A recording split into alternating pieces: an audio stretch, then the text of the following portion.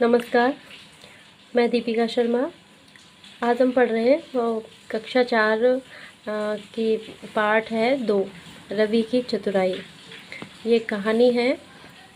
इस कहानी को शॉर्ट में मैं बता देती हूँ कि इसमें एक छोटा बच्चा है, उसके घर में एक चोर आ जाता है। तो वो चोर को अपनी बातों में इतना उलझा देता है, वो अपनी सूझबूझ का प्रयोग करते हुए उस चोर को इतना उलझा देता है बातों में कि अंत में वो चोर पकड़ लिया जाता है। वो कोई शोर शराबा हल्ला नहीं मचाता, सिर्फ उसको अपनी बातों में ही इस तरह उलझा देता है कि वो चोर अंत में पकड़ लिया जाता है। इसी को हम इस कहानी में पढ़ने वाले हैं।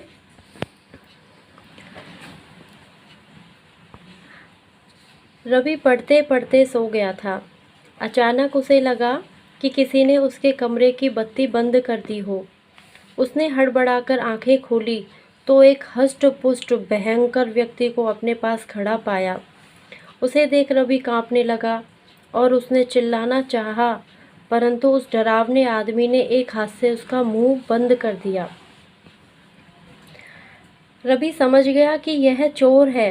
वह उससे बचने का उपाय सोचने लगा। तभी चोर रवि के कान में फुसफुसाया, चुपचाप पड़े रहो, जैसा कहता हूँ वैसा ही करो, नहीं तो तुम्हारा काम तमाम कर दिया जाएगा। बताओ, घर में रुपए पैसे कहाँ छिपा कर रखे जाते हैं? इतना कहकर चोर ने रवि के मुंह से हाथ हटा लिया। रवि कुछ देर चुप रहा।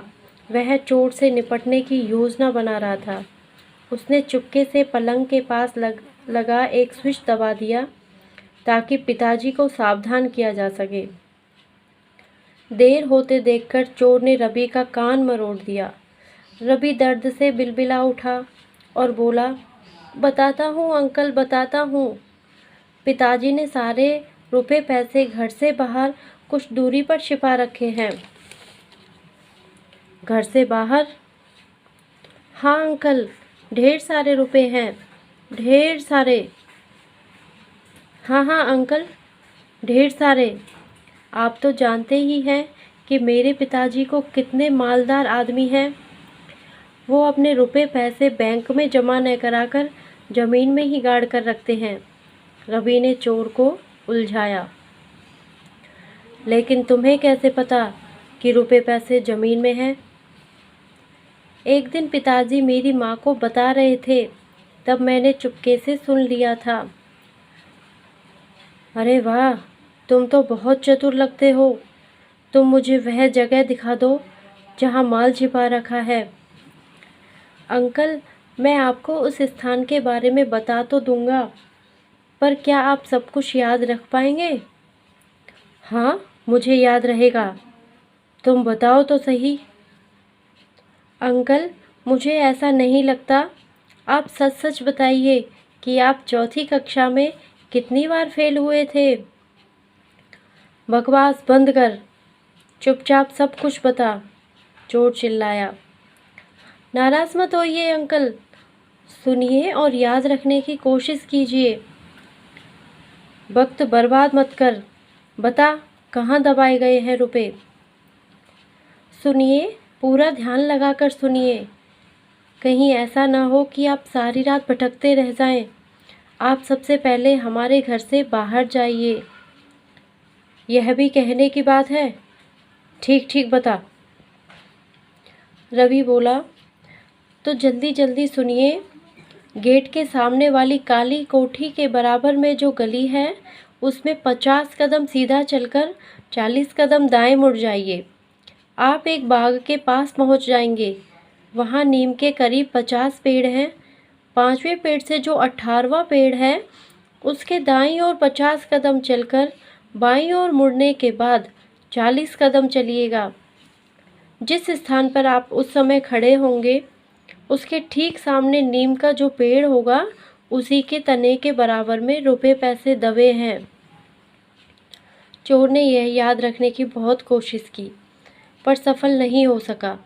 वह परेशान होकर रवि से बोला, इतनी सारी बातें भला कोई एक साथ कैसे याद रख सकता है? अंकल, तभी तो मैंने आपसे पूछा था कि आप चौथी कक्षा में कितनी बार फेल हुए थे। मैं हमेशा प्रथम आता हूँ, तभी तो मुझे सब कुछ याद है। आप पता लिख ही लीजिए तो बढ़िया होगा।